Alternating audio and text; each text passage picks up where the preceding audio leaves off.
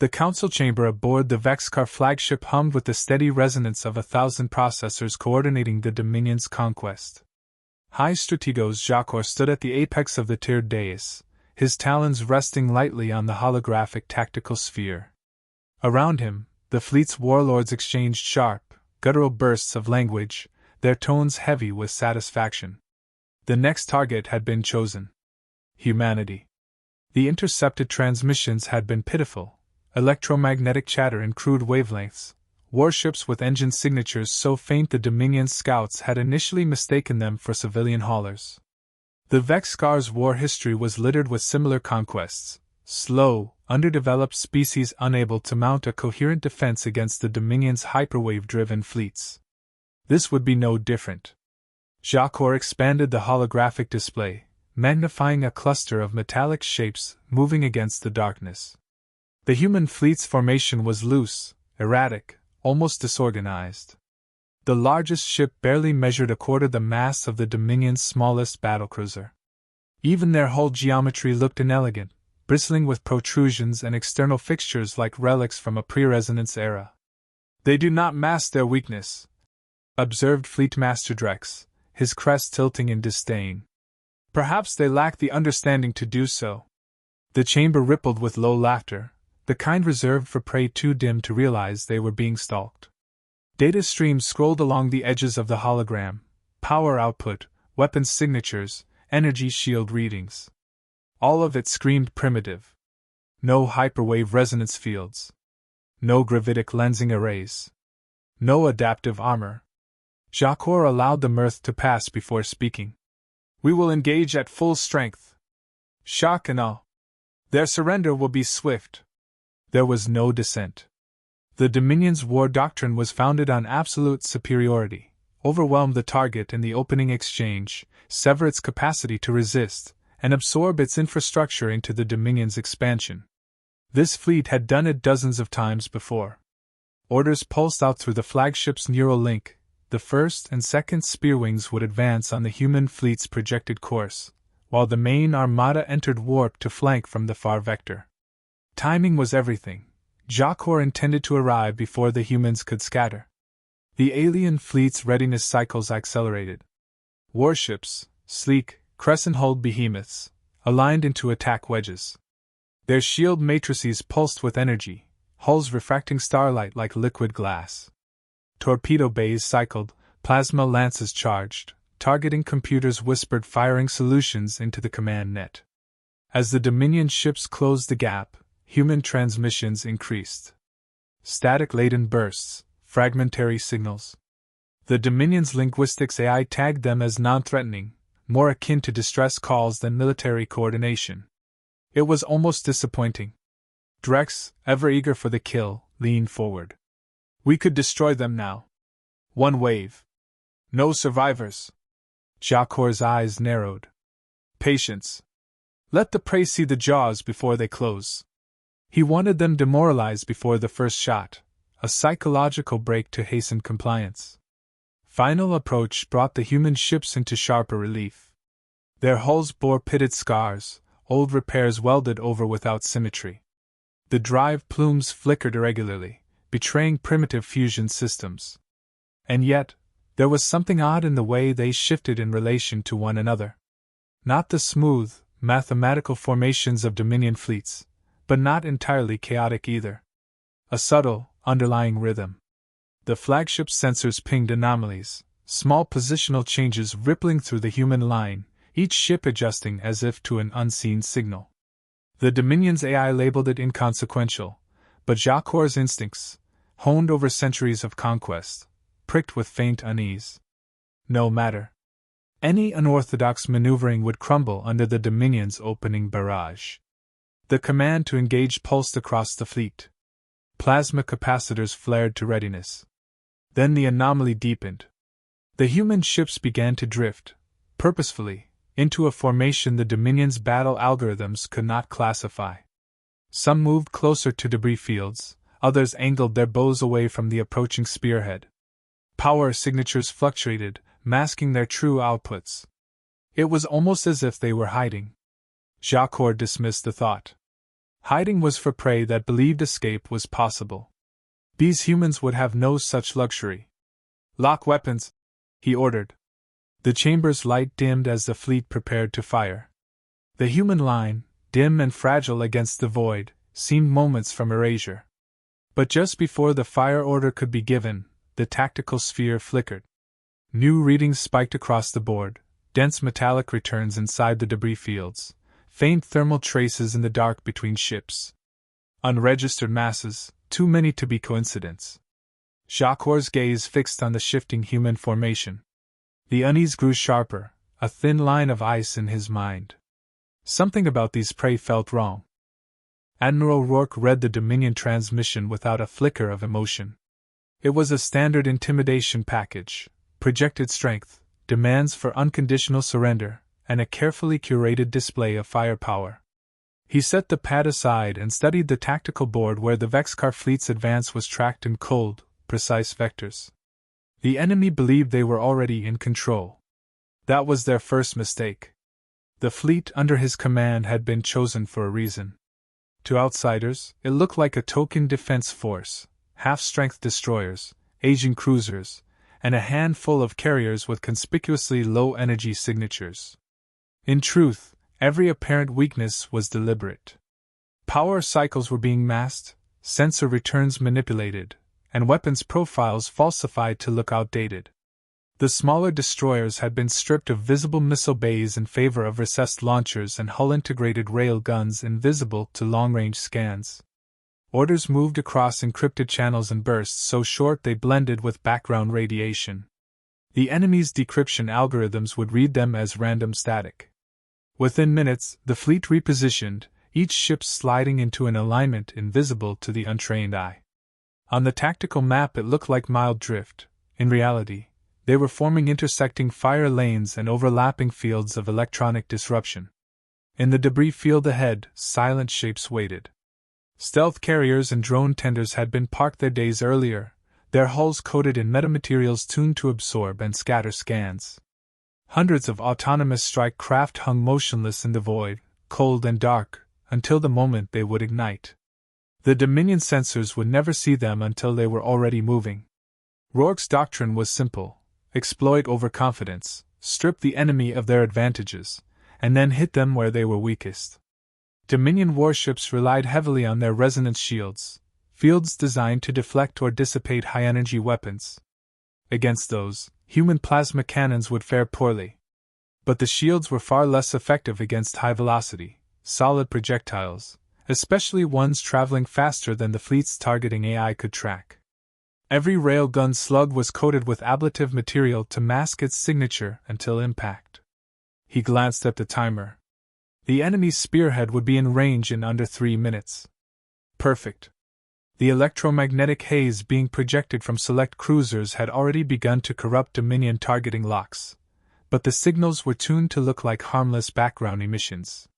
The enemy would not realize their accuracy was compromised until they were firing. Communications officers relayed a single coded phrase across the net. Gun crews across the fleet adjusted their aim, programming firing solutions that accounted for projected enemy maneuvers before those maneuvers had even begun. This was not a defensive posture. It was a trap designed to be sprung at the exact moment the enemy committed fully. The first opening would be surgical. Out-of-formation destroyers would simultaneously target the Dominion's forward sensor arrays with railgun bursts timed to within milliseconds of each other. In the instant that followed, carriers hidden in the debris would release their drone wings, each craft executing preloaded attack patterns to cut into the flanks. The drones carried nothing exotic, just kinetic penetrators and compact EMP charges, but deployed in coordinated waves, they could overload systems that Dominion crews had never needed to harden. The most important element was unpredictability. Human vessels would alter thrust patterns mid-burn, switch targets without apparent cause, and create overlapping zones of fire that no algorithm could map in real time. The aim was not just to damage ships but to destabilize the enemy's decision-making process. Confusion in their command structure would spread faster than any physical strike. Rourke's gaze moved from the tactical board to the shifting icons of the Dominion vanguard. They were closing exactly as predicted, confident in their overwhelming superiority. He keyed a short transmission to all captains, his voice even and unhurried. The message contained no rallying speech, no overt warning, only the final authorization code. The effect was instantaneous. Power signatures across the fleet surged as concealed systems came online.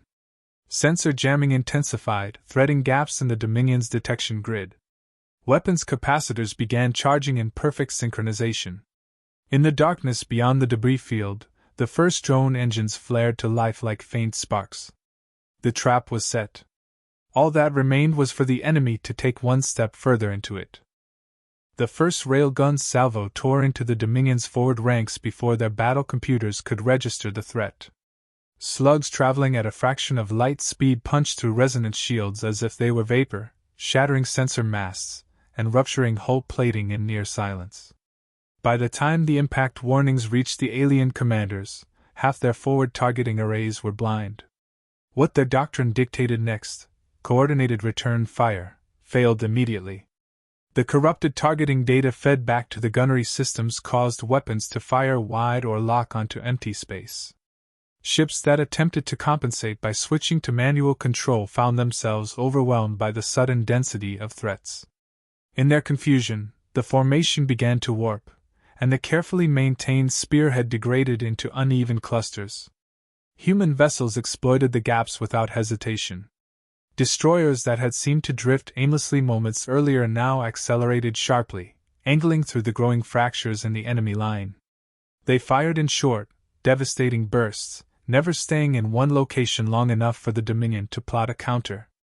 The strikes were surgical, reactor shielding on a frigate here, propulsion nodes on a cruiser there, each one chosen to degrade mobility and create more blind spots. Then the drones arrived. They emerged from the debris like a swarm of metallic hornets, engines flaring just long enough to make their approach before cutting thrust and gliding in cold. Dominion point defense systems reacted sluggishly, hindered by the same jamming that had crippled their long-range weapons. The first wave slammed into the unprotected flanks of a battlecruiser, detonating EMP charges that cascaded through its unshielded secondary systems. Lights across the hull flickered, and within seconds the vessel was dead in space. Alien commanders ordered tighter formations to protect their vulnerable sides, but this only compounded their problems. Clustering their ships concentrated the jamming effects, making it harder for any single vessel to coordinate with the rest. Human destroyers prowled the outer edges, picking off stragglers, while cruisers loosed synchronized volleys into the densest knots of enemy ships. Every hit forced another Dominion vessel into evasive maneuvers, which in turn created more chaos in the already collapsing order. Dominion tactical officers scrambled to adapt, but their systems were not built for rapid reconfiguration. Resonance shields could be tuned to absorb kinetic strikes, but the process required predictive algorithms that assumed the enemy followed logical attack patterns. Against humans, the predictions failed. The railgun barrages shifted angles and intervals without warning, sometimes ceasing entirely to lure ships into exposing critical systems before resuming with lethal precision. Psychological pressure mounted. Human signals began cutting into the Dominion comm channels, not in their own language, but repeating clipped excerpts of the aliens' own command chatter, spliced and distorted to sound like mockery. Crew members who heard their captains' voices issuing nonsensical orders hesitated, unsure which commands were real. Close engagements multiplied as human destroyers used the drifting hulks of disabled Dominion ships for cover, then darted out to deliver point-blank broadsides.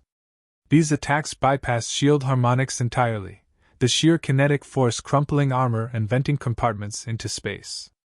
Alien crews unaccustomed to direct physical damage found themselves scrambling in panic, their damage control procedures overwhelmed. The realization began to spread in the Dominion fleet: this was not the desperate defense of a cornered prey. Every maneuver, every strike pattern carried intent. The humans were not reacting, they were dictating the flow of the battle. Commanders who attempted to regroup found their rally points preemptively targeted. Lines of retreat narrowed as the human fleet gradually herded the larger force into a compressed kill zone. On the Dominion flagship, officers reported losses in clipped, strained tones. Entire squadrons had gone silent. Critical systems on multiple ships were beyond repair. Each request for reinforcement or new orders was met with the same quiet, unyielding truth: the enemy had taken control of the fight, and the only unknown left was how much further they intended to go. Boarding transponders activated in the shadow of the Dominion dreadnought's failing shields. Human assault craft, small and heavily armored, latched onto its hull at multiple points. Cutting charges ignited, carving molten paths through composite plating before explosive bolts blasted the sections inward. Armored Marines advanced without hesitation, moving through smoke and debris with precision, clearing compartments in seconds. Automated defense turrets tracked too slowly. By the time they rotated, the boarding teams were already behind them. Inside, corridors rang with the impact of kinetic breaching rounds. Alien crews scrambled to mount resistance, but every counterattack met with disciplined suppression fire. Marines advanced toward engineering and command simultaneously, severing internal comms as they moved. Power conduits were sabotaged with compact-shaped charges, forcing Dominion technicians to divert attention from weapons control to damage control. Beyond the dreadnought, the wider battle shifted sharply. The human fleet pressed forward into the Dominion's core, punching through the last coherent defensive line. Rourke ordered precision strikes against ships broadcasting command authority, targeting bridge modules and primary sensor clusters. Without centralized coordination, the Dominion's formation fragmented completely. Ships began moving on independent patterns, often colliding in their attempts to avoid incoming fire. Attempts to stabilize the line failed almost immediately. Every time a senior officer tried to rally nearby vessels, a human salvo would cut through the effort, sometimes disabling the flagship of the rallying point before the order was even fully transmitted. Shorter communication cycles were attempted, but the jamming lattice now encompassed the entire battlespace, turning the Dominion's encrypted channels into a haze of static and ghost signals. Rourke committed to the risk he had calculated from the start. Instead of maintaining a safe perimeter, he drove the fleet deeper into the enemy's heart, accepting closer range in exchange for decisive disruption. Destroyers ran point, cutting across the flight paths of larger Dominion vessels and forcing them into exposed arcs. Cruisers held back just long enough to unleash concentrated volleys into reactors venting heat from recent overdrives, triggering cascading shutdowns. The Dominion attempted a shield frequency shift to counter the kinetic strikes, but the humans adapted instantly. New firing angles were calculated mid-battle, slugs aimed to exploit the narrow overlap windows between frequencies. Railguns switched ammunition types on the fly, some rounds designed to splinter on impact and spray superheated fragments through shield gaps. Others were dense penetrators meant to punch clean through and destabilize internal structures. On the dreadnought, the boarding teams reached engineering. Breach teams deployed electromagnetic pulses that locked down primary control consoles and forced emergency reactor containment. With the main drives offline, the ship drifted, unable to maneuver. A secondary team advanced toward the command bridge, meeting heavier resistance from security details, but breaching charges and concussive grenades broke their defense in minutes. From the perspective of a Dominion junior officer aboard a nearby cruiser, the sight was devastating.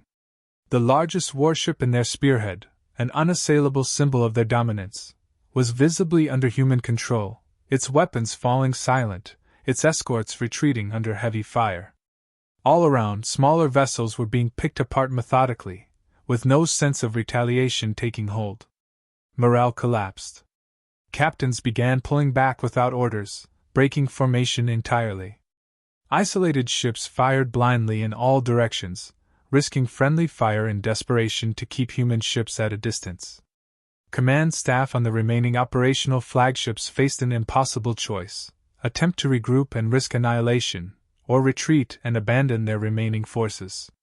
In the Dominion War Council far from the battle, live feeds displayed the spreading disaster. Officers who had spoken confidently of an easy victory now watched in silence as their fleet was carved apart by a force they had dismissed as primitive. The tactical overlays left no room for denial. Every vector, every maneuver was controlled by the humans. What had begun as a display of superiority had become the revelation that they had engaged an opponent who turned every advantage against them with ruthless efficiency. The moment of realization had arrived. They had chosen the worst possible enemy to provoke. The battle ended not with the thunder of weapons fire but with the quiet drift of wreckage across the void. Shattered Dominion hulls spun slowly, their once flawless surfaces pitted and blackened. Human ships moved deliberately among them, engines at controlled burn, weapons still hot but silent. Tractor beams locked onto disabled vessels, drawing them into controlled tow. Survivors were taken aboard without ceremony. Dominion soldiers, some still dazed from decompression and concussive shock, found themselves in sterile medical bays where human medics worked with brisk efficiency. Wounds were sealed, splints applied, oxygen masks fitted. There was no gloating, no cruelty, only the efficient application of care, which unsettled many more than overt hostility would have. Damage reports flowed through the human fleet. Losses were minimal, far below projections. Most ships had sustained only superficial damage, and those requiring deeper repairs could be made operational within days. Ammunition reserves were still strong. Fuel consumption had been lower than planned due to the battle's rapid collapse. Rourke absorbed the numbers without expression, already considering the strategic implications. Dominion prisoners were processed and confined to secured compartments. Interrogation would wait. The priority was stabilizing the battlespace. Engineers deployed beacon buoys broadcasting navigation hazards to any vessel approaching the sector. Salvage crews began cataloging intact enemy technology for later transport. Among the prisoners, the captured officers spoke little. Many kept their gaze fixed downward, their rigid posture betraying the effort to conceal unease. They had entered this system certain of their dominance. Now they sat in confinement, unable to reconcile the scale of their defeat. Some refused food. Others stared in silence at the humans tending to their injured, trying to understand why an enemy so ruthless in battle would show restraint afterward. A single transmission was prepared and broadcast across open channels, routed through translation systems to ensure clarity. It was not a threat nor a boast. It stated, in calm and measured terms, that the human fleet had defended its territory and would do so again if provoked. It carried no flourish, no call for vengeance, only the certainty of resolve. In the Dominion capital, the message was received alongside the last fragmented feeds from the battlefield. Analysts replayed the footage of their flagship's fall, slowing the frames to study the precise coordination of the boarding teams and the synchronized collapse of their fleet's cohesion. The War Council chamber remained silent for long minutes after the final image faded. Across human space, the outcomes spread quickly through encrypted defense networks. Admirals and fleet strategists examined the engagement data, noting how the enemy's dependence on predictable formations and shield technologies had been dismantled through adaptive tactics. The battle was already being incorporated into doctrine, not as a singular victory but as a template for future encounters. On the edge of the combat zone, the fleet formed up for departure. Tug vessels maintained control over captured Dominion ships, guiding them towards secured shipyards for study. The drones, now inert, were recovered into their carriers, their launch racks reloaded for the next engagement. Crews moved with the quiet precision of professionals who understood the fight was only one of many to come. As the human ships accelerated toward their home systems, the wreckage field remained behind, drifting in silent testimony. To some, it would be a warning. To others, an invitation to test the humans again. For Rourke and his captains, it was neither. It was simply the result of preparation meeting opportunity. In the stillness between stars, the lesson was clear to anyone watching closely enough. Humanity's power did not rest in its weapons, though they were deadly. It did not rest in numbers, for they were outmatched in that regard. It lay in their ability to learn faster than their enemies, to adapt without hesitation, and to turn every miscalculation by an opponent into a decisive strike. Those who sought to challenge them would discover this truth in the same way the Dominion had, too late to change the outcome.